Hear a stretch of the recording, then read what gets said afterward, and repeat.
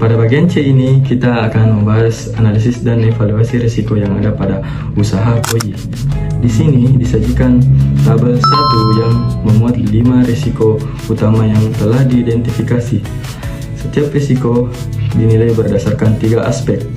Yang pertama itu ada probabilitas, di mana itu kemungkinan terjadi. Yang kedua itu risiko dampak.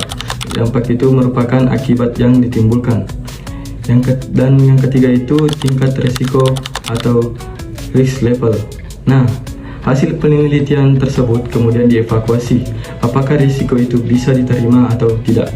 Nah, sebagai contoh, risiko pertama yaitu kurangnya pelanggan karena akses parkir yang memiliki probabilitas tinggi dan dampak tinggi, sehingga tingkat risikonya termasuk high karena risikonya tinggi. Maka evaluasinya masuk kategori not acceptable atau NA, artinya perlu tindakan serius untuk mengatasinya. Nah, risiko kedua yaitu kerusakan mesin produksi, memiliki kemungkinan sedang dan dampak sedang sehingga risikonya medium. Dengan evaluasi moderate acceptable atau MA, artinya masih bisa diterima dengan pengendalian tertentu. Resiko ketiga, gangguan listrik atau mati lampu juga berada pada level medium dan evaluasi moderate acceptable. Nah, resiko keempat, ancaman keamanan seperti pencuri, perusak, dan probabilitas rendah. Namun dampaknya tinggi sehingga tetap dinilai medium dan MA-nya. Terus resiko kelima itu minimnya promosi atau brand yang awareness memiliki probabilitas yang tinggi dan dampak sedangkan sehingga risikonya itu high dan evaluasinya NA atau NA. Nah, dari hasil analisis ini kemudian divisualkan dalam gambaran satu matris. Nah, di mana risiko matris ini menunjukkan posisi setiap risiko berdasarkan tingkat kemungkinan dan dampaknya. Nah, ada beberapa warna. Yang pertama, warna merah menandakan risiko besar yang tidak dapat diterima. Sedangkan yang kedua, warna kuning menandakan risiko sedang yang cukup dapat diterima. Dan yang terakhir yaitu warna hijau yang risikonya dapat diterima. Saya akan menjelaskan poin D, yaitu kelakuan resiko atau statement risk. Nah, sebelum saya menjelaskan high level risk dalam usaha KOI, terlebih dahulu kita cari tahu dulu. Kita pahami bersama bahwasanya high level risk ini adalah sesuai namanya, high sendiri artinya tinggi. Kemudian risk adalah risiko. Jadi kalau berbicara terkait high level risk artinya berbicara tentang risiko yang tinggi yang dialami oleh KOI. Nah, risiko tinggi yang dialami oleh KOI ini terbagi menjadi 2 poin, yaitu yang pertama adalah kurangnya pelanggan. Kenapa kurangnya pelanggan ini menjadi risiko? Tentunya teman-teman, kenapa? Karena kunci keberhasilan sebuah usaha itu berada pada konsumennya atau pelanggannya, entah banyak atau tidaknya pelanggan yang dimiliki. Sementara berdasarkan analisis kami, KOI ini belum atau kurang pelanggan yang mereka miliki. Jadi ini menjadi resiko yang utama di KOI sendiri. Nah, solusi yang kami hadirkan di sini dari permasalahan ini yaitu dengan meningkatkan strategi pemasaran. Kenapa? Karena rata-rata orang-orang yang tidak mengunjungi KOI sendiri bukan karena orang-orang tersebut tidak suka atau tidak like dengan KOI ini, tapi mereka belum tahu bahwasanya di lokasi yang tidak strategis itu ada usaha kopi. Jadi sebenarnya guys, ini hanya kurang dikenal. Jadi yang perlu mereka tingkatkan di sini adalah strategi pemasarannya mereka. Jadi kalau misal strategi pemasaran mereka sudah ditingkatkan, otomatis orang-orang yang bahkan biar dari area-area yang jauh pun bisa tahu bahwasanya oh ternyata di tempat ini ada coffee shop kayak gitu. Kemudian yang kedua adalah promo harga. Jadi kenapa promo harga ini menjadi solusi dari kami? Tentunya teman-teman, karena kalau misal ada promo harga, otomatis orang-orang yang sebelumnya belum kenal dengan KOI ini tapi sudah tahu bahwasanya ada KOI di sebelah sana, untuk memicu mereka membeli biasanya harus diumpan dulu. Nah, diumpan dengan promosi gitu. Kemudian yang ketiga yaitu adalah kolaborasi dengan komunitas. Nah, kenapa ini menjadi solusi? Karena lagi dan lagi kita bisa memiliki banyak pelanggan kalau misal orang-orang banyak mengenal usaha kita gitu. Nah, untuk menjadi atau mencari akses untuk dikenal oleh orang-orang, tentunya lakukan kolaborasi atau kerjasama dengan komunitas. Contohnya, kayak misal ada kegiatan event yang besar. Nah, di situ tuh boleh tuh Koi bisa kerjasama dengan event tersebut. Jadi secara tidak langsung itu juga sebagai bentuk perkenalan Koi kepada orang-orang gitu. Kemudian poin yang kedua yaitu minimnya promosi. Nah, ini hampir sama dengan poin pertama yang saya jelaskan. Tapi kenapa saya pisahkan? Karena memang setelah kami perhatikan Instagram yang dimiliki oleh Koi sendiri itu followersnya kurang dari 200 orang.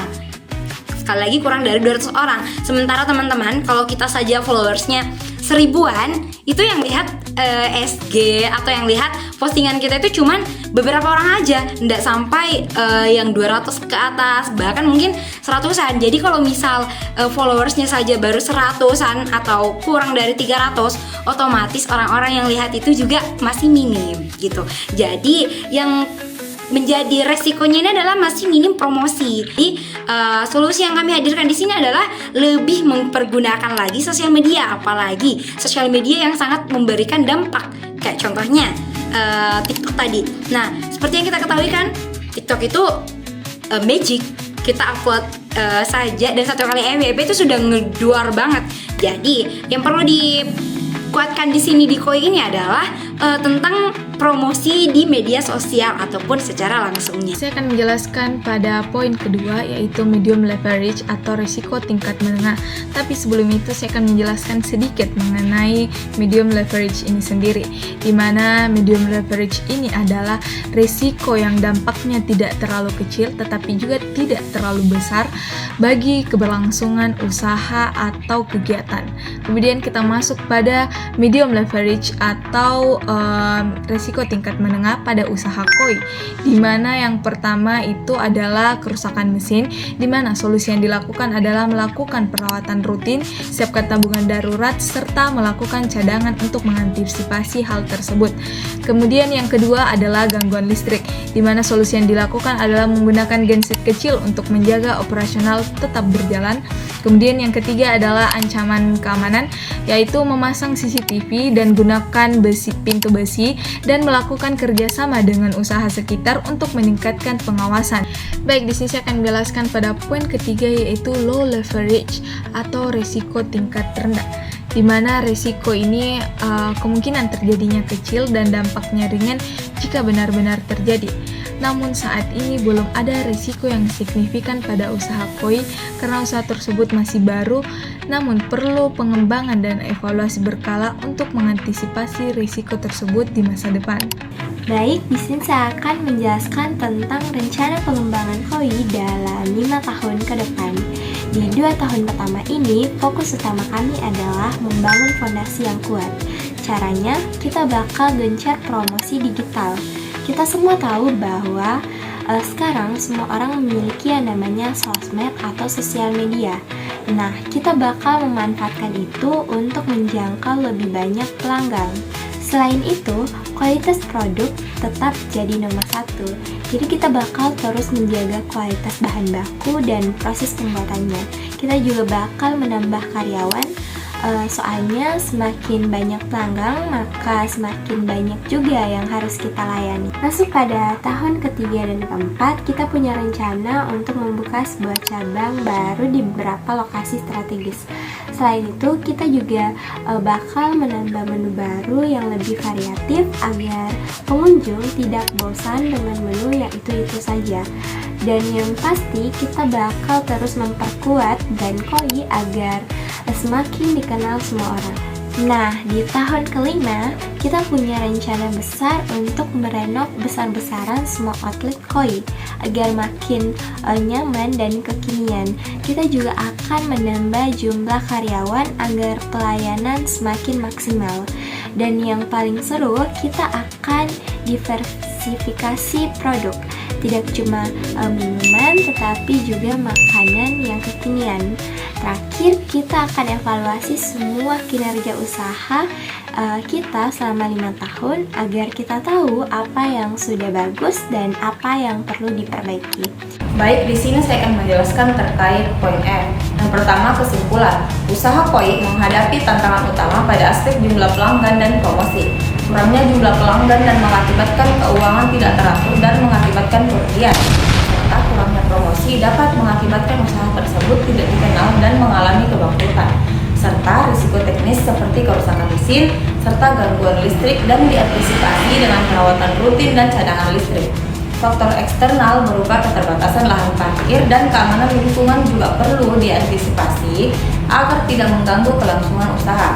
Selanjutnya saran yang pertama, mengoptimalkan promosi digital dan pemasaran kreatif. Yang kedua, menyusun SOP perawatan mesin serta alokasi dana darurat. Yang ketiga, memperkuat keamanan fisik toko. Yang keempat, berkolaborasi dengan komunitas UMKM untuk memperluas jaringan. Yang kelima, menyusun roadmap pengembangan bisnis jangka panjang yang realistis.